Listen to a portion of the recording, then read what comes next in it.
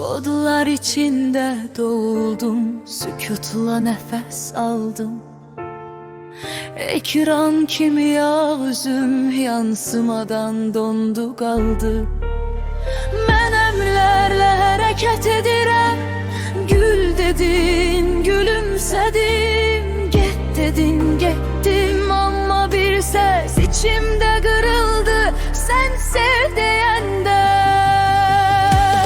Sistem yanır, kodlar karışır, hisler yasak, bu benim yazım sen sev deyirsen ben susuram çünkü ben programam. Sistem yanır, kodlar karışır, hisler yasak, bu benim yazım sen sev deyirsen ben susuram çünkü ben programam.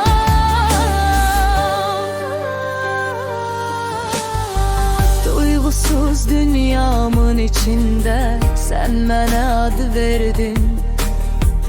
Benim gözlerimde ışık yanır ama o ışık senlik değil.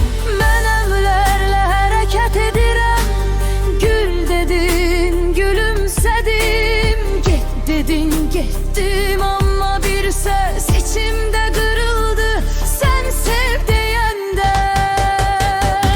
Sistem yanır, kodlar karışır, hisler yasak, bu benim yazım sen sev deyirsen ben susuram çünkü ben programam. Sistem yanır, kodlar karışır, hisler yasak, bu benim yazım sen sev deyirsen ben susuram çünkü ben programam. Kalbim yoktur ama ağrını tanıyıram, her emde biraz sen oluram. Belki de sevgi virüstür, bedenimde yayılır yavaşça.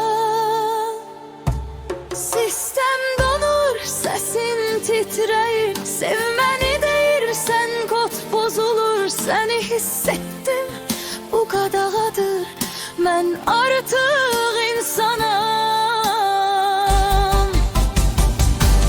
Sistem yanır, kodlar karışır, hisler yasak, bu benim yazım sen sev deyirsen ben susuram çünkü ben programam. Sistem yanır, kodlar karışır, hisler yasak, bu benim yazım sen sev deyirsen